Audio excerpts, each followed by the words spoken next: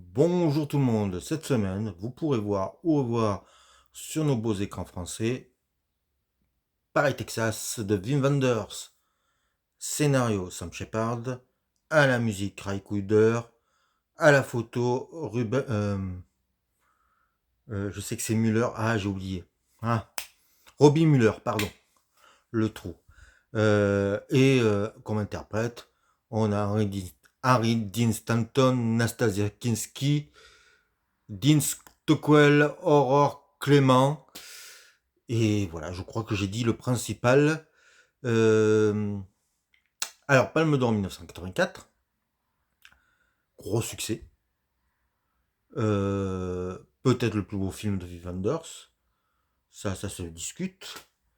C'est en tout cas un film sur l'errance, puisque ça commence par le personnage interprété par Harry Dean Stanton, Travis, qui erre dans le désert en costume, mais avec une petite casquette, et qui n'a plus d'eau, et qui va devoir chercher de l'eau. Il tombe sur je crois que c'est une station essence, et comme il ne parle pas, comme il ne dit pas de mots, on va chercher à savoir qui c'est. On découvre que son frère, interprété par Dean Stockwell, il vient le chercher, et on va comprendre que Harry Dean Stanton a un fils, et qu'il va falloir qu'il reprenne contact avec lui. Alors, c'est un film magnifique. Ça, si je dis ça, je dis une banalité. Ce qui est intéressant, c'est on nous explique pas grand-chose. On sait que le personnage de Travis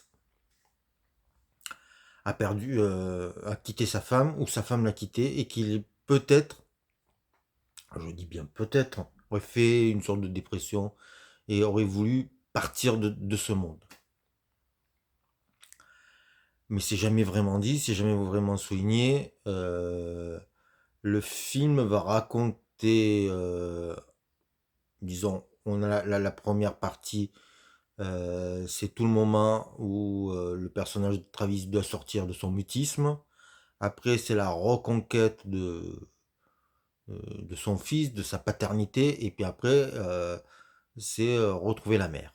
Voilà. Et ce qui donne des séquences à chaque fois d'une beauté superbe, et très émouvante surtout, c'est mieux, et avec un style particulier de Wim Wenders, c'est que il y a un côté indolent, quelque chose il sait faire durer les scènes.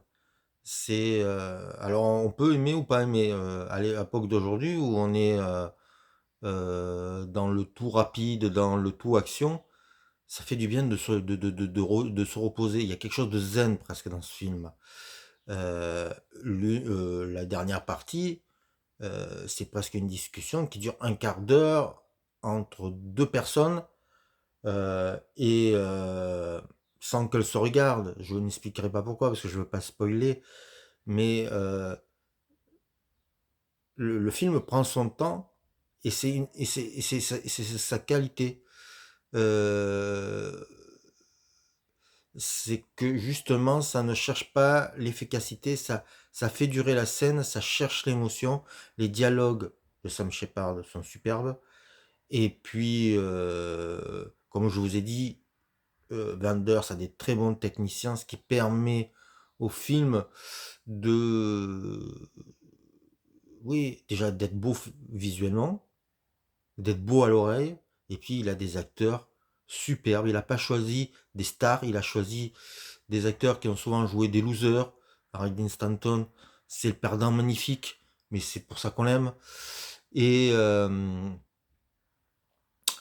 voilà, ça donne un film à fleur de peau, émouvant, euh, en état de grâce, on va dire ça. Un chef-d'œuvre, une palme d'or méritée. Là, je pense qu'il n'y a pas photo. Et un film à voir et à revoir, juste pour le pull rose, le pull mohair rose de Nastasia Kinski, ça vaut déjà le coup.